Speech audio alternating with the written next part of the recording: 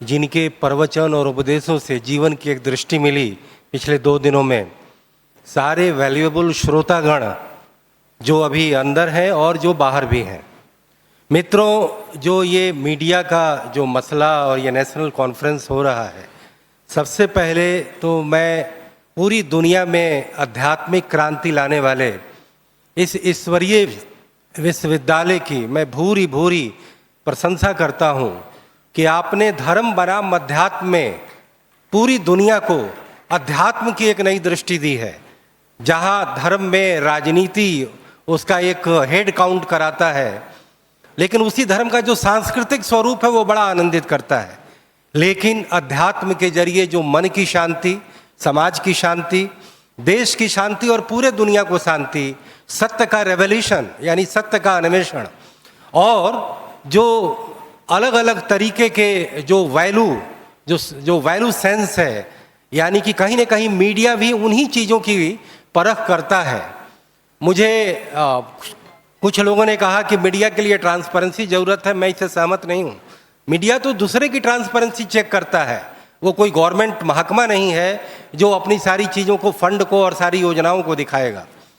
कल भी मीडिया को लेकर के, मीडिया की भूमिका को लेकर के बात हुई और आज का टॉपिक एआई है।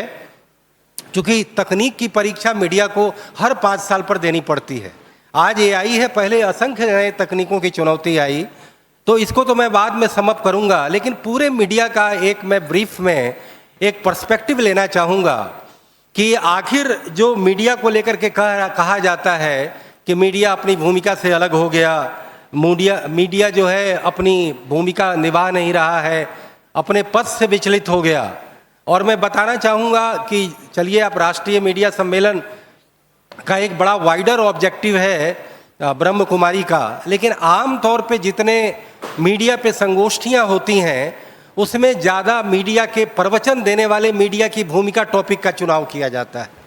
मेरा कहना है कि मीडिया जो अपने रास्ते से विलग हुआ है, जैसे कि कल एक वक्ता ने कहा है कि समाज में हर जगह डिजेनरेशन का दौर है, तो मीडिया भी उससे प्रभावित हो रहा है, वो बात ठीक है। लेकिन मीडिया को एक और गुरुतर भूमिका निभाना है, ज़्यादा अपनी आत्म आलोचना लेना है और सच्ची आलोचना पूरे सिस्टम और समाज का करना है। तो ऐसे में मैं ये कहना चाहूँगा कि मीडिया से इस बात की अपेक्षा होती है कि हर तरीके के चार और कार, यानी कि दुराचार, व्यभिचार, भ्रष्टाचार, बलात्कार, अनाचार, तिरस्कार, ये जितने तरीके के चार हैं उसके खिलाफ खड़ा रहना। और दूसरा कि मीडिया हर तरीके से गैर बराबरी के खिलाफ, पक्षपात के खिलाफ, जुल्म के खिलाफ, शोषण के खिलाफ, अत्याचार के खिलाफ, क्योंकि वही सेंस ऑफ वैल्यू उनमें ज़्यादा होता है, उनमें सेंसिटिविटी ज़्यादा होती है, इसलिए वो करते हैं। लेकिन अब थोड़े से विगत इतिहास पर नज़र डालें तो 1950 में जैसे ये कहा जाता है कि आज़ादी के आंदोलन में भूमिका थी, मैं इससे भी सहमत नहीं हूँ, क्योंकि हर आंदोलनकारी पत्रकार था और हर पत्रकार आंदोलनकारी भी था, तो इसलिए उसको एक पार्ट एंड पार्सल में नहीं लिया जा सकता। लेकिन जो मूल्यों का पतन हुआ कि हमारे राजनेता जेम ऑफ सोसाइटी थे 1950 में, लेकिन 60 के दशक आते आते जब सत्ता का स्वाद मिला तो उनमें डिजेनरेशन हुआ। 70s आते आते देश की नौकरशाही में डिजेनरेशन आ गया। 80s में टीचर्स कम्युनिटी में डिजेनरेशन आ गया, चूँकि उनके पगार बड़े सुरक्षित हो गए। आज पूरी दुनिया में सबसे ज़्यादा उनको हैंडसम सैलरी मिलती है, भारत में, एक भारत गरीब मुल्क है। 90s में और 2000 में कहीं ना कहीं मीडिया, जो कि लंबे समय तक त्याग, बलिदान और सादगी के लिए जानी गई और समाज के प्रति कमिटमेंट के लिए जानी गई, उसमें भी बदलाव आया। लेकिन मैं इसके लिए कुछ चीज़ ये कहना चाहूँगा कि आज जो मीडिया में जो अलग अलग तरीके की बीमारियां, जैसे ब्लैकमेलिंग, जैसे कि कंकोक्टेड न्यूज, या जैसे कि किसी भी तरीके का तिल का ताड़ बनाना, बियॉन्ड प्रोपोर्शन किसी चीज़ को हाईलाइट करना। मान लीजिए कि अगर कोई बहुत बड़ा जुल्म या अन्याय हुआ है तो उसको उस खबर के वैल्यू के मुताबिक आप कवरेज दें, लेकिन अगर कोई छोटी चीज़ है तो उसको ज़्यादा बढ़ा चढ़ा करके कहना, तो कहीं ना कहीं जो मीडिया को, अगर जैसे आम तौर पे मैं तमाम मीडिया गोष्ठियों में जाता हूँ तो लोग कहते हैं कि हमारे इंडियन एक्सप्रेस में, तो हमारे आज तक में, तो हमारे लल्लम टॉप डॉट में, तो हमारे स्थानीय न्यूज़पेपर में। मुझे लगता है कि आप अपने को न्यूज़पेपर तक जोड़कर अपने को संकुचित और संकीर्ण मत बनाइए। आप लोकतंत्र का चौथा खंभा अपने को बताइए।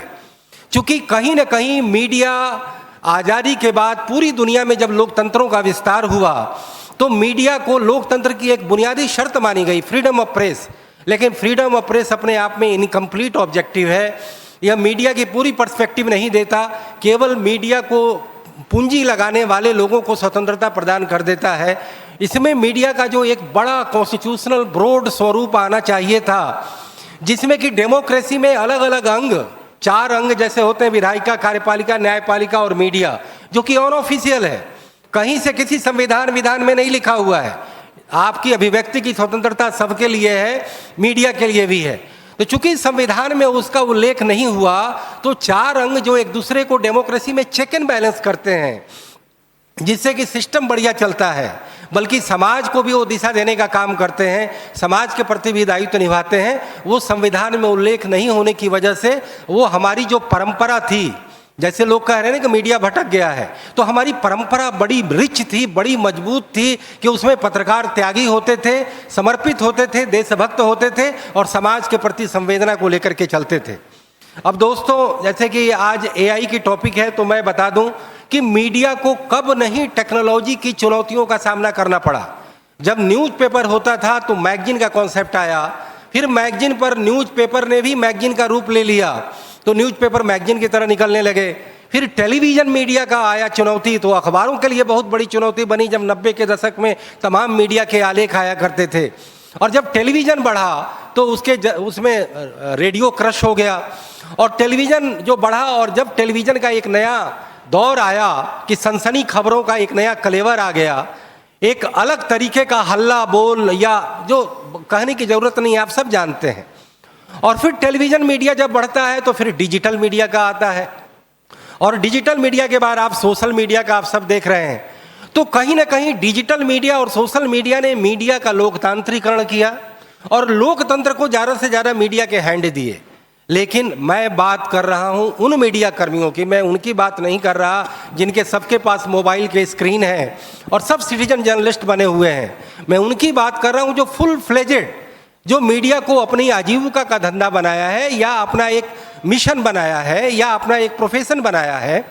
आज उनका जो पूरा जो स्वरूप है, स्टेटस है, उसको मुझे लगता है कि ईश्वरीय विश्वविद्यालय के मीडिया सम्मेलनों में उसको टॉपिक बनाया जाना चाहिए।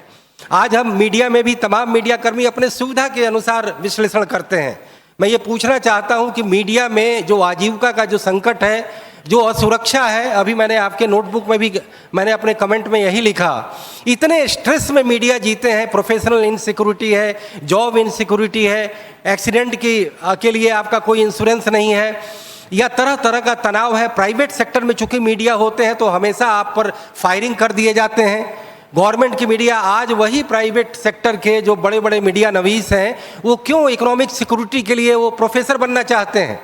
क्योंकि यूनिवर्सिटी का कोई इनपुट आउटपुट होता नहीं है, सरकार बेहिसाब पैसे लगाती है, तो उसमें अरबों रुपया जब खर्च होता है तो कई लोगों को रोजगार मिल जाता है, वही देश का भला है। लेकिन मैं किसी एक पर टिप्पणी नहीं कर रहा हूँ, मैं सबकी बात कर रहा हूँ कि मीडिया का एक कंप्लीट पर्सपेक्टिव ये आना चाहिए कि हम मीडिया के वो सारे सवालात जिसमें मीडिया का सम्मान, मीडिया की आजीविका, मीडिया का कंसर्न, मीडिया को लिखने की आज़ादी, लिखने की आज़ादी का मतलब ये नहीं है कि आप हर चीज़ों पर जो है सरकार अनसुनी कर दे। कोई भी एरिया रेगुलेशन से बाहर नहीं रखा जा सकता। अब मैं आता हूं आपके एआई पर, क्योंकि टॉपिक वो है। तो सवाल है कि हम लोग इतनी चिंता व्यक्त कर रहे हैं, बस कंक्लूजन कर रहा हूं मैडम, आपके अंतिम में आ रहा हूं, 1-2 लाइन। हम लोग जो चिंता व्यक्त कर रहे हैं एआई को लेकर, तो भैया ये तो सरकारों का काम है। हम लोग ये मोबाइल पर जो तमाशा देखते हैं, ये तो रेगुलेशन का काम है।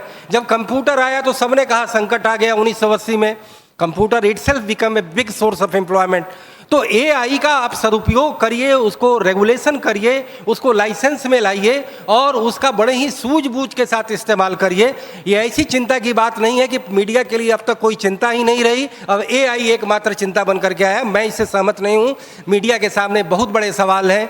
मीडिया नीति, मीडिया आयोग और संविधान में मीडिया का दर्जा, जिसे लेकर के मैंने काफ़ी काम भी किया है, मैंने करीब हजारों लोगों के सिग्नेचर और सहमति ली है, तो मैं ये चाहूँगा कि ये ईश्वरीय विश्वविद्यालय के तरफ से मीडिया के सवाल पर जो करीब 30 सालों से विचार मंथन करा रहे हैं, संविधान में दर्जा, मीडिया नीति और मीडिया आयोग मीडिया के सारे सवालों, सारे समस्याओं और सारे मुद्दों का समाधान है। बस इसी के साथ मैं अपनी बात समाप्त करता हूँ। ओम शांति।